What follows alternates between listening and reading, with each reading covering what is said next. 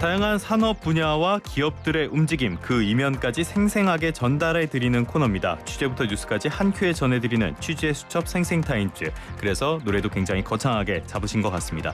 오늘은 더굴의 오서영 기자 전화로 연결하겠습니다. 오 기자님 나와 계시나요? 네, 안녕하세요. 네, 안녕하세요 기자님. 먼저 본격적인 이야기 진행하기에 앞서가지고 삼성전자 이야기 조금 해보도록 할게요. 그 고대역폭 메모리 HBM 3E 8단이 엔비디아 테스트 통과했다라는 소식이 외신에서 전해졌던데 어떤 내용입니까?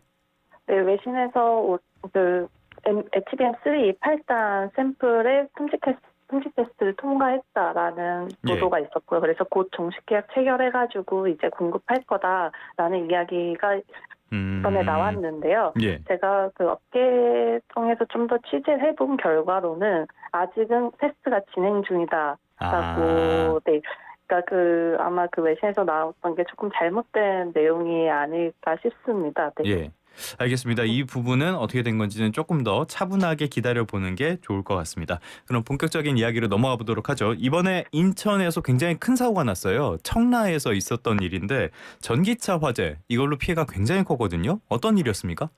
네, 청라 그 국제도시 아파트 지하 1층 주차장에서 그 메르세데스 벤츠 EQE 세단에 화재가 났었습니다. 이게 그 파라시스 에너지라는 중국 전기차 배터리 회사의 배터리가 탑재돼 있었고요. 예.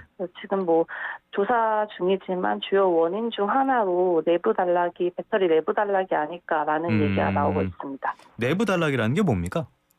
그러니까 배터리가 크게 이제 양극재, 음극재, 분리막 전해질 이렇게 네 가지 소재로 이루어져 있고요. 그 분리막의 안정성과 관련해서 굉장히 밀접한 소재입니다. 그러니까 양극과 음극이 만나는 걸 차단해준다 그래서 분리막인 건가요? 네, 예. 맞습니다. 그래서 이게 양극이랑 음극이 만나면은 전류가 비정상적으로 크게 발생하는 과전류가 발생을 하고 열이 높아져가지고 화재로 이어질 수 있는데 이걸 내부 단락이라고 이야기를 하고 있습니다. 예.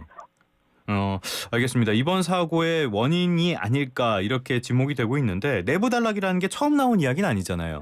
네, 2019년에 현대차 코나 EV 화재 때도 비슷한 이야기가 나왔었고요. BMW i4랑 iX도 리콜을 했던 적이 있었는데 그때도 이제 내부 단락으로 인한 화재가 우려된다라는 게 이유였습니다. 다만 좀 그때랑 차이가 있다면은 이전에 나왔던 사고들은 주로 이제 전기차 충전 중이었거든요. 예. 그래서 전기차가 과충전돼서 화재가 발생할 수 있기 때문에 충전율을 일정 비율 이상으로 낮추는 소프트웨어 업데이트도 실시를 했었는데 이번에 나온 사고는 그 충전중이 전혀 아니었고 그냥 뭐 주차만 하고 있었는데 사고가 나서서 네, 이게 어떻게 도대체 된 일이냐 이런 이야기가 많이 나오고 있습니다.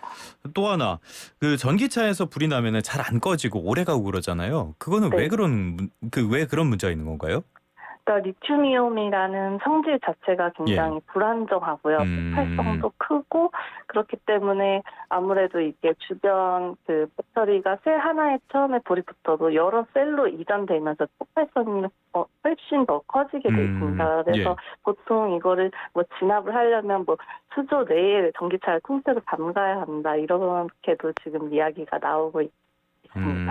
그러니까 리튬 이온 전지의 특성 때문에 화재 진압도 어렵고 그 화재가 커질 가능성도 있고 그래서 사실 제 주변에 있는 사람들도 굉장히 좀 불안해하더라고요. 지하 주차장에 전기차가 있으면은 그 옆에 세우기가 어렵다 이런 말씀하시는 분까지 있던데 배터리 업계에서도 긴장하는 거 아닙니까?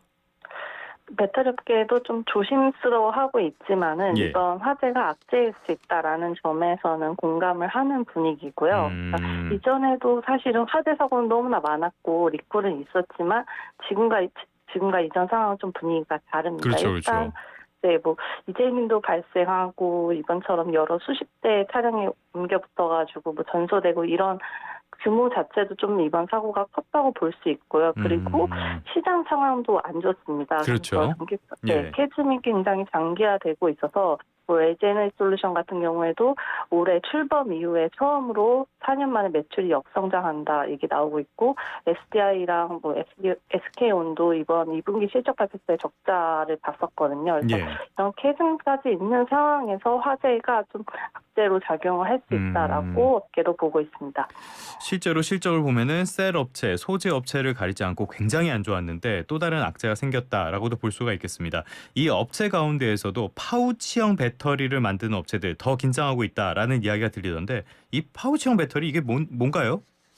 그 파우치형 배터리는 그 배터리 종류 중에 하나인데요. 예. 배터리는 양극이랑 음극이랑 분리만 이걸 세 개 붙인 다음에 어떻게 포장하느냐에 따라서 그 종류가 뭐 파우치냐 각형이냐 아니면 뭐 원통형이냐 이렇게 나뉘게 됩니다. 그래서 예. 파우치형 같은 경우에는 그 세 개 붙인 거를 얇은 봉지에 넣었다라고 보시면 될 것 같은데요. 그래서 파우치. 예. 네, 이 파우치형이 뭐 에너지 밀도가 높다. 그래서 주행거리를 늘릴 수 있어서 성능이 좋은 배터리라고 그동안 주목을 많이 받았었습니다. 왜냐하면 봉지니까 얇은 봉지에 차차차 쌓는다고 생각하시면 공간이 남을 리가 없잖아요. 예. 네, 그래서 같은 공간에도 훨씬 많은 배터리 셀을 넣을 수 있기 때문에 성능 측면에서 우월하다라는 얘기도 있었고요. 다만 이제 뭐 각형 같은 경우에는 알루미늄 캔에 넣는 거거든요. 그래서 그런 캔이랑 비교했을 때는 아무래도 내구성 측면에서는 좀 뭐 약할 수 있다 이런 이야기가 나온 건 사실입니다. 예. 근데 다만 더 중요하게 봐야 될 부분은 실제로 이게 안정성 문제에서 뭐 더 좋냐 안 좋냐 이런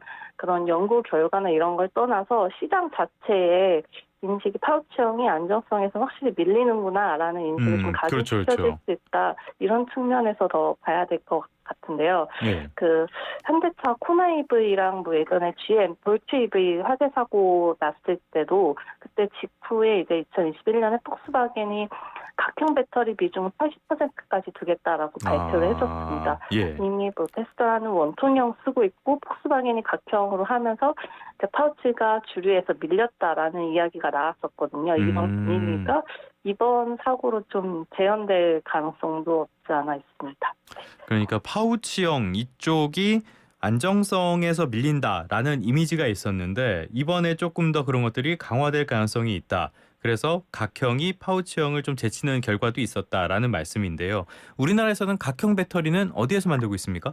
삼성 SDI에서 지금 유일하게 공급을 하고 있고요. 예. 그리고 각형이 또 주목을 받다 보니까 LG에너지솔루션이랑 SK온에서도 각형 배터리 공급하겠다고 지금 준비를 하고 있습니다. 그럼 우리나라에서는 지금까지는 파우치형 이런 것들을 많이 했던 건가요? 네, LG에너지솔루션이랑 SK온에서 주력으로 했던 사업은 파우치형 배터리고요. 예. 근데 그 2010년 후반에 LG에너지솔루션은 소형전지형으로 각형 배터리를 양산했다가 중단한 적은 있습니다. 알겠습니다. 그렇다면은 이번 일로 배터리 업계, 2차 전지 업계 이쪽도 재편될 가능성 이런 것도 있는 거 아닙니까? 네, 그 부분은 어떻게 보면은 저희 한국 배터리 업계에선 호재가 아닐까 싶은데요. 예. 네, 그 이번에 사고가 났던 그 벤츠에 탑재했던 파레스 에너지 같은 경우에 지난해 출하량 기준으로 해서 점유율을 보면은 뭐 한 1%대에 불과합니다. 예. 근데 상위 6개사는 80% 정도 점유율을 차지하고 있거든요. 예. 그러니까 지금도 여전히 상위 6개사 위주로 시장이 형성되어 있지만 이번 사고로 좀 더 기술력 있는 회사, 경쟁력 있는 회사 위주로 탑재를 하자라고 좁혀지면서 이들 상위 회사들의 점유율이 더 높아질 가능성이 높습니다. 예. 네. 그리고 파라시스 에너지의 좀 과거 그 사업 영역을 보면 이제 2009년에 회사가 설립이 된 후에 2020년에 벤츠에서 투자를 받았어서 이때 벤츠랑 10년간 170기가와트아워 규모로 공급한다라고 계약을 했었었는데요. 그러니까 뭐 설립하고 그 투자받고 그 시기를 보면 거의 10년 가까이는 중국에 있는 내수 시장 그리고 중국 정부의 지원 덕분에 살 수 있었다라고도 볼 수 있습니다. 그러니까 파란식 에너지 같은 기업들이 중국에 굉장히 많고 그리고 요즘 배터리 시장이 워낙 커지다 보니까 동남아나 유럽에서도 스타트업들이 많이 나오고 있는데 이번 기회에 이런 분위기가 좀 정리될 수 있다. 그래서 오히려 좀 글로벌 시장에서 경쟁력을 인정받았던 한국 기업들이 좀 더 점유율을 높여갈 수 있다 이런 이야기도 나오고 있습니다. 그러니까 경쟁력 없이 난립했던 회사들이 정리가 되면은 국내 기업에는 좀 호재가 될 수 있겠다라는 말씀이신데 사실 개인적으로는 벤츠 같은 회사가 1.7%밖에 안 되는 회사에서 배터리를 받았었다는 게 사실 좀 놀랍기는 합니다.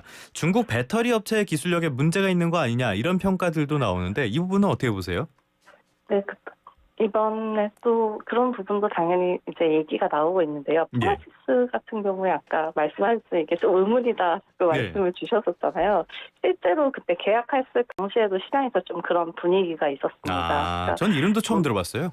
네, 신명당 뭐 170기가와트 정도면 상당히 큰 규모인데 그때 당시에도 이거를 다 원래는 당연히 이제 파라시스를 주로 해서 대부분의 물량을 채울 계획이었는데 이걸 다 감당하지 못해서 사실은 CATL이 중간에 갑자기 들어오게 된 경우가 있었거든요. 그리고 뭐 독일 쪽에서도 합작 공장 얘기가 있었었는데 독일 정부 자체도 허가가 늦었지만은 배터리 공정에 문제가 있다 이런 이야기가 나오면서 결별설이 나왔었습니다. 그래서 결국은 벤츠가 뭐 CATL이나 노스볼트로 돌아서는 게 아니냐 이런 이야기가 그때 있었었고 2021년쯤에는 이제 창정 자동차랑 중국의 베이징 자동차 그룹 전기차 같은 경우에도 파라시스 에너지를 탑재했던 전기차가 그 배터리 문제로 화재가 났어서 이게 중국에서도 굉장히 크게 다뤄졌었습니다. 문제네요. 여기가 문제 안에.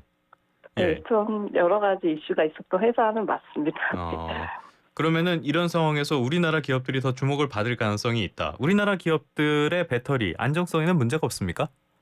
우리나라 기업들도 여러 가지 노력을 하고 있습니다. 그래서 제가 좀 더 알아본 결과 LG 에너지 솔루션 같은 경우에는 그 배터리 매니지먼트 시스템이라는 BMS라는 거를 예전부터 굉장히 강조를 했었었는데요.